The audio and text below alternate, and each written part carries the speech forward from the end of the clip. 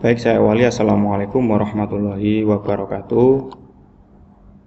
Masih dengan saya, Pak Sudar. Kita akan membahas materi lanjutannya, yaitu kemarin ini sudah, klasifikasi IP address juga sudah, kategorinya juga sudah. Kita lanjut. Nah, ini IP loopback. IP loopback itu apa? Jadi kalau di sini tertulis IP loopback address adalah alamat IP yang dialokasikan software untuk mengakses host itu sendiri. Jadi gampangannya kita mau mengakses komputer kita sendiri, localhost itu dengan menggunakan IP loopback. Nah, untuk lebih detailnya bisa dicek di alamat ini. Kita copy, kita telusuri. Sini coba.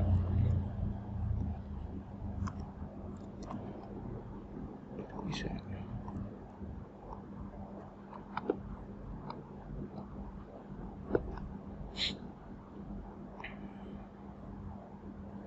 Nah, ini reserve IP address. Di sini sudah lengkap. Jadi penggunaan IP address V4 itu mulai dari 0000 ini untuk keperluan software, 10.000 ini per 8 itu private network, dan seterusnya.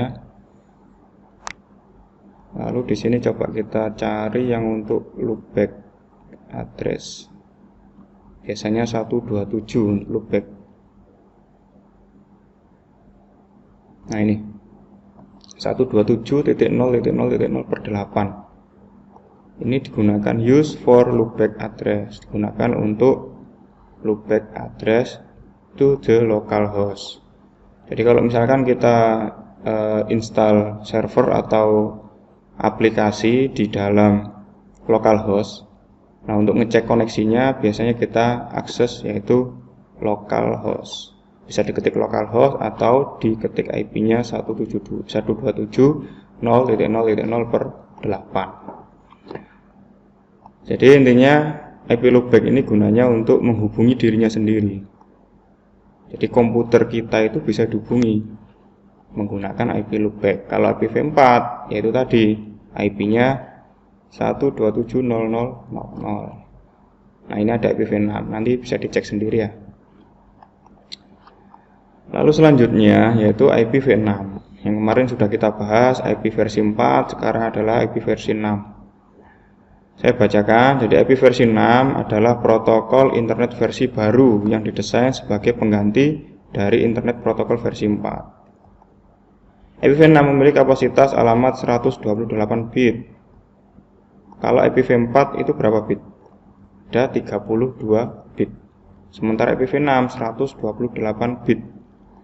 Selain itu, IPv6 juga dilengkapi oleh mekanisme penggunaan alamat secara lokal yang memungkinkan terwujudnya instalasi secara plug and play, serta menyediakan platform bagi pemakai internet dan seterusnya.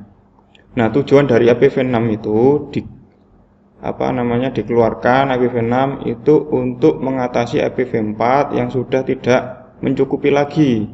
Jadi penggunaan internet itu semakin tahun semakin tambah waktu, semakin tambah banyak pemakainya. Kita bandingkan saja, misalkan satu orang memiliki 4 gadget, 2 laptop, 1 komputer, 1 handphone atau 2 handphone. Itu kan banyak, itu satu orang. Sementara orang di bumi ini ada berapa miliar orang. Nah, IPv4 ini tidak mencukupi untuk kebutuhan itu. Akhirnya dibuatlah IPv6. Nah, IPv6 ini memiliki kapasitas yang sangat besar sekali, banyak sekali. Nah, oke, kita lihat untuk jumlahnya. IPv4 ada 32 bit. Nah, ini ada 4 miliar address. Nah, 4 miliar address ini sebenarnya tidak mencukupi untuk kebutuhan yang ada di dunia ini. Karena tadi satu orang bisa memiliki lebih dari 1 atau 2 gadget yang terkoneksi ke internet. Nah, sementara IPv6 ini total addressnya ini banyak sekali. Ini sampai ditulis 340 miliar, banyak sekali. Jadi 2 pangkat 128. Oke, kita lanjut. Nah, untuk format penulisannya IPv6 ini menggunakan model seperti ini. Ada 8 oktet. 1, 2, 3, 4, 5, 6, 7, 8. Ada 8 oktet. Satu oktetnya ada 16 bit. Kalau IPv4 itu ada 4 oktet. Satu oktetnya ada 8 bit. Beda sekali ya. Untuk contoh penulisannya seperti ini. VEDC BA98. Nah, kenapa seperti ini? Karena ini menggunakan bilangan heksadesimal. Kalau IPv4 menggunakan bilangan desimal menggunakan bilangan biner hanya 10 10 10 aja. Kalau IPv6 menggunakan bilangan heksadesimal. Jadi mulai dari angka 0 sampai dengan huruf F. Saya kira kelas 10 sudah diajari apa itu bilangan heksadesimal. Jadi mulai dari 0 1 2 3 4 5 6 7 8 9 A B C D E F. Nah, untuk antara oktet 1 dengan oktet lainnya itu dipisahkan dengan simbol titik 2. Kalau IPv4 hanya titik 1 saja. Kalau IPv6 ini dengan titik 2. Selanjutnya yaitu ini, jika format pengalamatan IPv6 mengandung kumpulan grup 16 bit alamat. Ya, tadi yang sudah saya jelaskan. Jadi satu oktet itu ada 16 bit. Yang bernilai 0 maka dapat direpresentasikan sebagai titik 2 titik 2. Jadi IPv6 ini bisa disederhanakan. Berbeda dengan IPv4 yang tidak bisa. Kalau IPv4 misalkan 192.168.0.0, nah 00-nya itu tidak bisa dihilangkan, harus tetap ditulis. Berbeda dengan IPv6, IPv6 bisa disederhanakan. Yang bernilai 0 ini bisa dihilangkan, diganti dengan titik 2 titik 2. Contoh, FEDC 000076543210. 0-nya ini bisa dihilangkan dengan seperti ini. Maka tampilannya kan sederhana ini. Ada 3 oktet 1, 2, 3. Ini kata lainnya direpresentasikan atau ditampilkan ulang dengan tampilan yang lebih sederhana seperti ini. Oke, kita lanjut lagi. Nah, jadi IPv6 sampai sini aja. Nanti untuk lebih detailnya kalian bisa searching, mungkin bisa dari Wikipedia. Jadi untuk searching itu lebih baik kalian pilah-pilah dulu untuk sumbernya. Kalau saran saya itu lebih baik searching dari Wikipedia karena ini sumbernya sudah jelas dan sudah dijamin kebenarannya. Oke, kita kembali lagi. Jadi IPv6 sampai sini saja. Oke, selanjutnya yaitu subnetting. Nah, subnetting ini nanti yang akan kita bahas yaitu hanya subnetting yang IP versi 4 saja. IPv6 tidak. Jadi untuk subnetting ini biasanya disebut juga variable length subnet max atau VLSM. Tapi nanti kita nyebutnya subnetting gitu aja. Nah, VLSM ini hanya untuk pengetahuan saja supaya kalian lebih tahu saja, lebih berwawasan lebih luas gitu aja. Pembagian jaringan besar ke dalam jaringan yang kecil. Jadi gini logikanya, misalkan kita punya IP address 192.168 1.1/24. Nah, per 24 itu kan hostnya hostnya itu 0 sampai 255 yang bisa dipakai 1 sampai 254. Jadi ada 254 IP address. Itu kan terlalu banyak. Nah, kenapa bisa terlalu banyak gitu? Jadi gini logikanya, semakin banyak komputer yang terhubung dalam satu jaringan, maka koneksi yang terjadi maka akan semakin padat sehingga menimbulkan banyak traffic. Nah, banyak traffic akan semakin lambat koneksinya. Jadi analoginya seperti gini.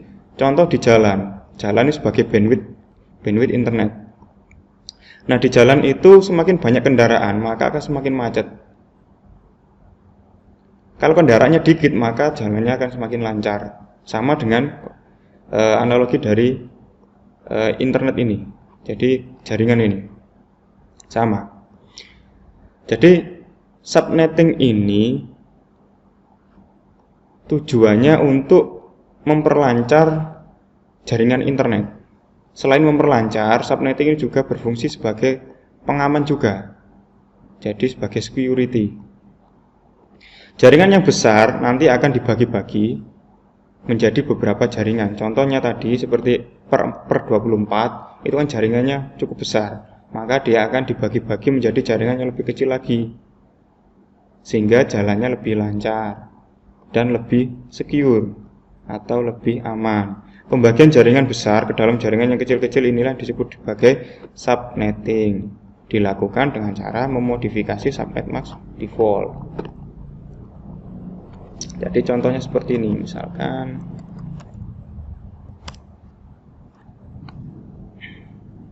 analoginya gini.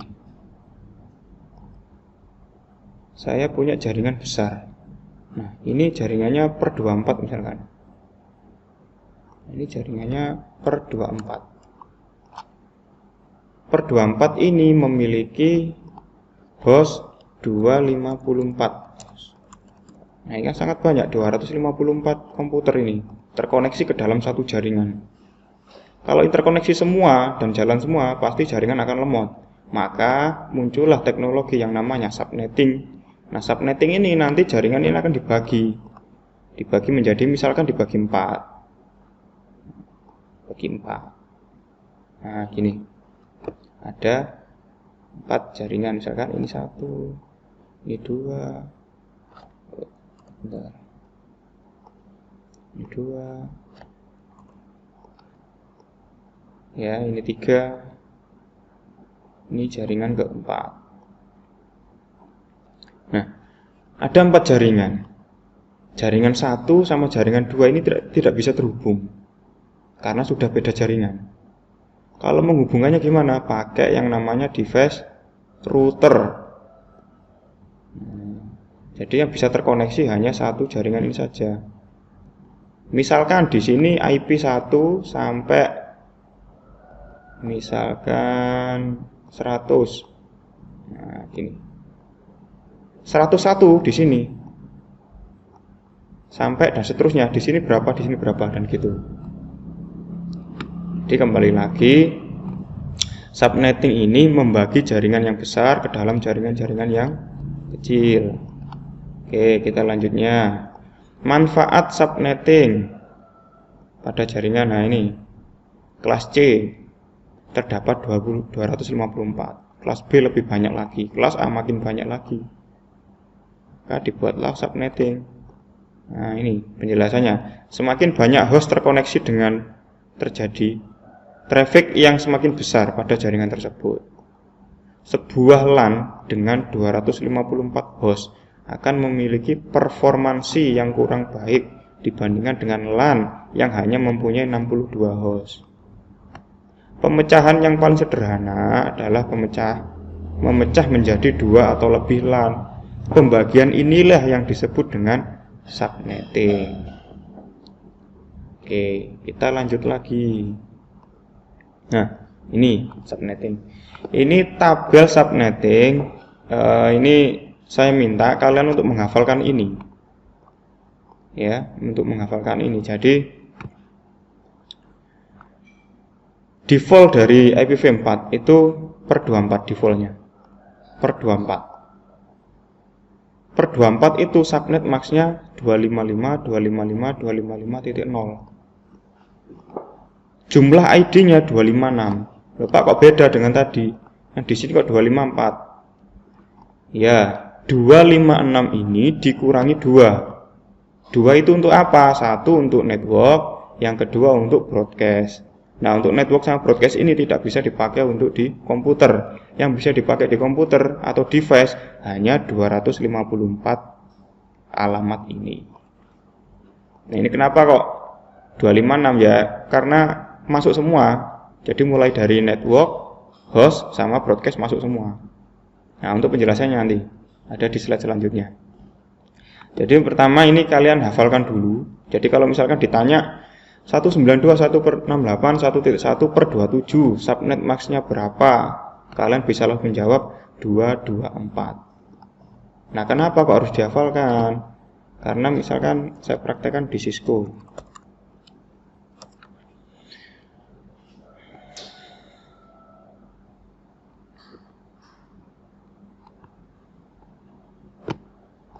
Saya praktekkan di Cisco, misalkan saya punya komputer di sini. saya setting IP address 192.168.1.1. Nah ini subnet masknya berapa? Misalkan per 24 kita nggak bisa kita tulis per 24, ini nggak bisa. Nah per 24 itu representasinya adalah 255.0. Coba kita cek lagi di sini. Per 24 itu 255.0. Oke, kita close coba. Lalu kita kasih kursor di sini. Nah di sini akan tampil keterangan link down. Link down ini berarti dia masih belum aktif, tapi IP address-nya sudah ada, yaitu 192.168.1.1 per 24. Oke, kita coba ganti. Kita pakai yang misalkan 224. Kita ganti 224. Kita close. 224 berarti per berapa? Di sini per 27. Oke, kita coba. Nah, akan berubah. Dia akan 1.1 per 27. Maka dari itu kalian harus menghafalkan. Jadi tidak bisa ditulis per 27 gitu aja ketika nyeting jaringan. Yang dituliskan adalah subnet max-nya. Jumlah ID yang sebelahnya ini subnet max, jumlah subnetnya. Jadi per 24 itu kan jumlah ID-nya 256 atau 254. Jumlah subnetnya hanya satu, jaringannya hanya satu. Kembali lagi ke sini. Nah kalau per 24 tadi, ini kan belum dibagi, berarti jaringannya masih ada satu. Kalau jaringannya ada 4 gini Pak, berarti ini per berapa? Nah ini, berarti per 26. Jadi analogi ini adalah per 26 ini. Ini per 26. Satu bagian ini, bagian satu ini, jaringan satu, berapa isi addressnya? Kita cek di sini. Berarti ada 64 IP address. Yang bisa dipakai berapa? 62. Karena dikurangi 2, yang satunya untuk network, satunya untuk podcast. Oke, kita lanjutkan lagi biar nggak bingung. Nah, di sini ada contoh kasus, contoh soal. Misalkan gunakanlah network ID 192.168.0.0 per 27. Nah, ini kita hitung manual. Kita pertama mencari subnet max-nya dulu. Jadi soalnya hanya ini, kalian disuruh membuat tabel subnet max-nya. Yang pertama, kalian beri dulu angka 32. 32 ini merupakan bit dari IPv4. Ini sudah ketetapan 32. Lalu dikurangi 27 ini per 27. Kalau per 26 ya dikurangi 26. Hasilnya 5. 5 ini untuk apa? 5 itu jumlah angka 0 dari paling belakang. Yang sisa depannya 1 semua. Nah, ini adalah bilangan biner. Biner 8 bit, biner 8 bit, biner 8 bit. Nah, biner 8 bit ini kalian rubah menjadi bilangan desimal. Ini kalau dirubah menjadi desimal yaitu 255. Ini sama. Yang ini yang berbeda. 111.000.000 jadi 224. Merubahnya gimana? Saya kira kalian kelas 10 dulu sudah dapat materinya merubah bilangan biner ke desimal, desimal ke heksadesimal, ke okta dan sebagainya. Kalian bisa coba cari materi itu. Jadi saya tidak akan mengajarkan bagaimana cara merubahnya. Nah, saya di sini punya trik, misalkan pakai kalkulator bisa. Jadi supaya lebih cepat boleh pakai kalkulator. Kita ganti pakai yang programmer. Biner, coba kita biner dulu. Yang ini belakang aja ya, 111. Terus nolnya 5 kali. 1, 2, 3, 4, 5. Nah, kita rubah ke dalam desimal. Nah, ini desimalnya 224. 224. Oke, kita coba yang depan coba. Kita coba yang depan. Kita hapus.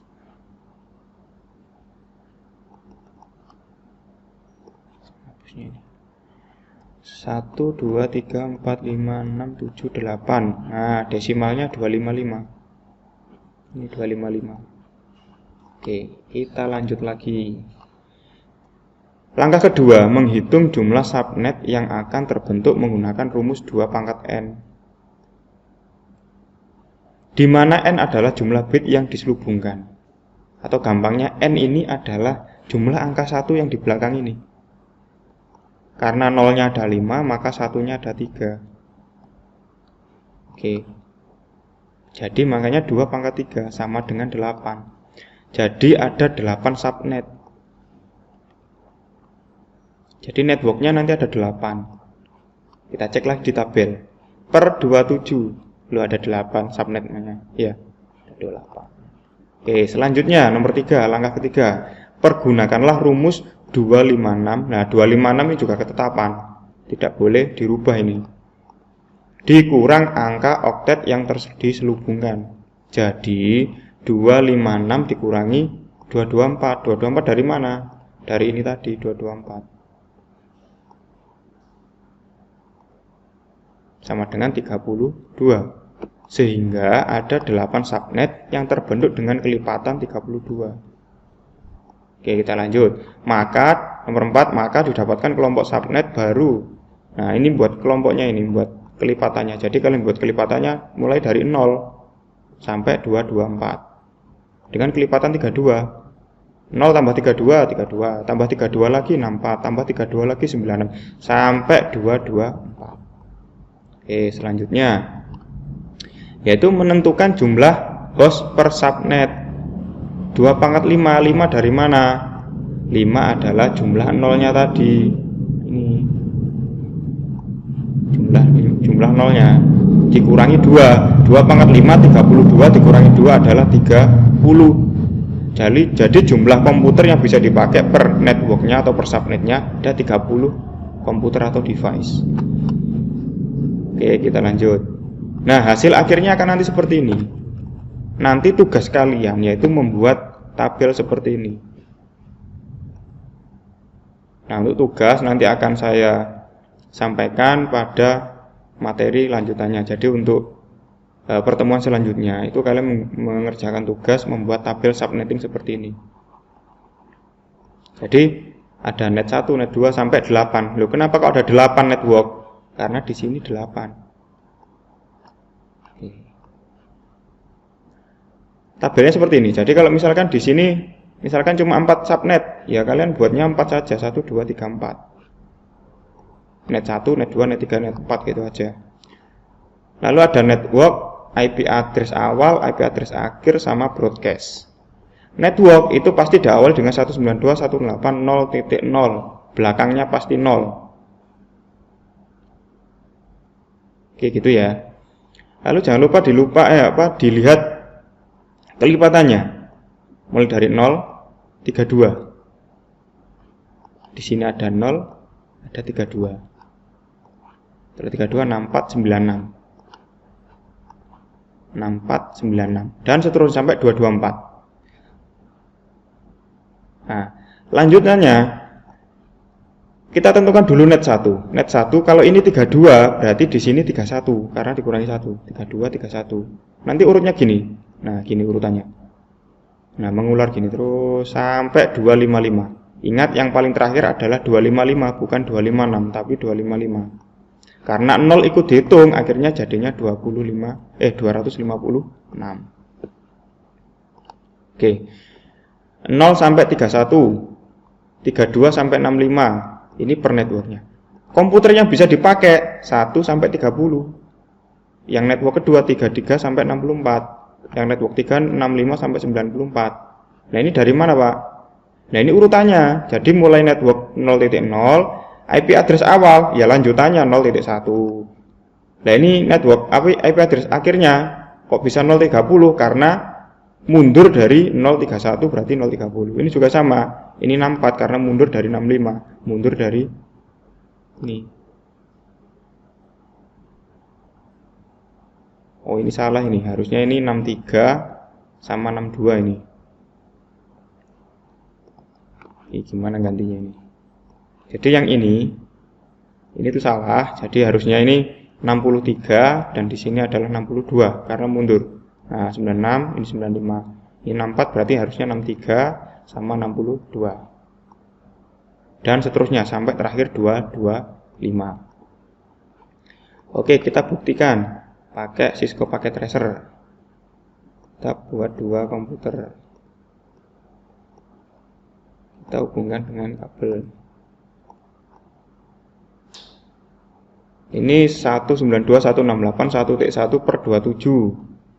Coba yang satunya kita pakai yang ini 0 ya, ganti aja.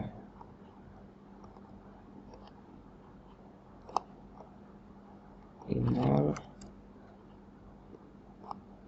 Ini kita ganti, misalkan networknya berbeda sebelahnya. Ini kan tadi pakai 01, sekarang misalkan pakai 033. 192 0.33. Ini 224. Oke, kita cek lagi. Oke, terkoneksi apa tidak? Tidak bisa karena beda network. Meloncat network 1 sama network 2 tidak bisa terhubung. Kita coba kirim data. Violet, nggak bisa. Coba kita ganti yang 33 ini.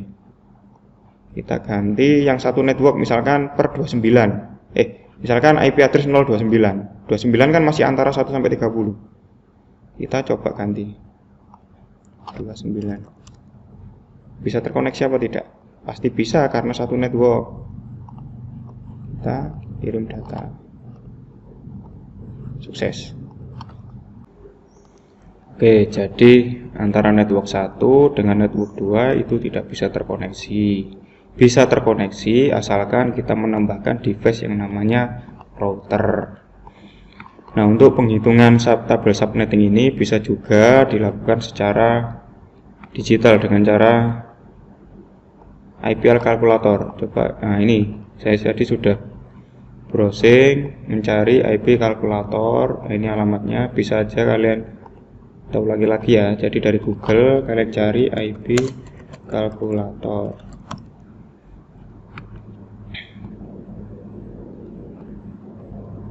Nah, di sini kalian bisa pilih.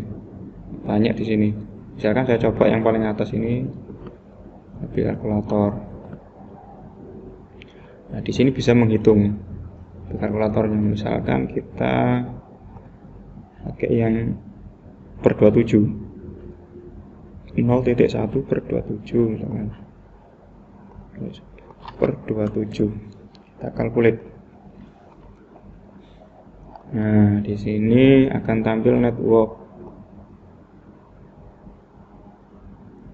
Kita cek network benar 0.0. Terus broadcastnya 031.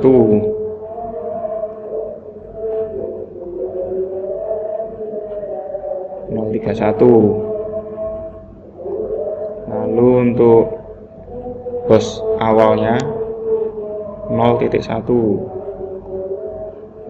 Benar, lalu akhirnya 030. Ya benar. Jadi ini apa namanya, alternatif. Jadi misalkan kalian kesulitan untuk menghitung IP address dan terlalu lama, kalian bisa memakai IP kalkulator ini.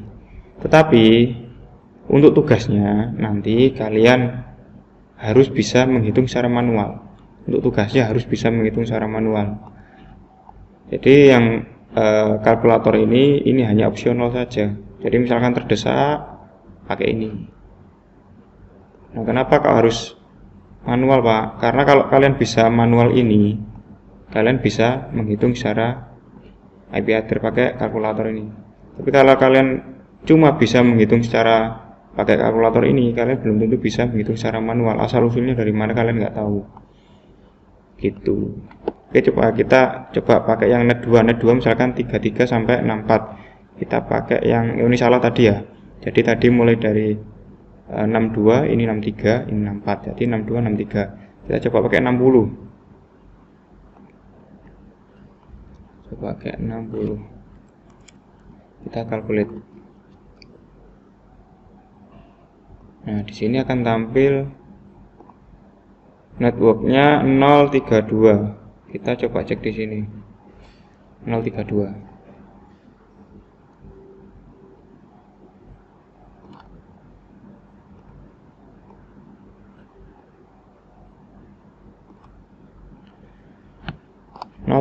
Networknya. Nah, di sini 032. Broadcast 063. Nah, ini kan harusnya kan 063 bukan 065, ini salah.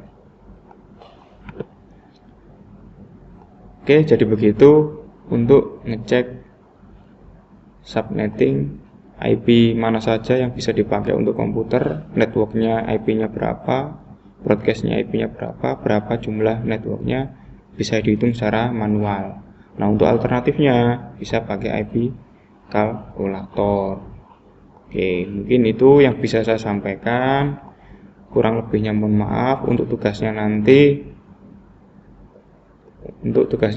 bisa diakses melalui Moodle atau e-learning SMK PGRI 13 Surabaya pada pertemuan selanjutnya. Saya kira itu yang bisa saya sampaikan. Terima kasih. Wassalamualaikum warahmatullahi wabarakatuh.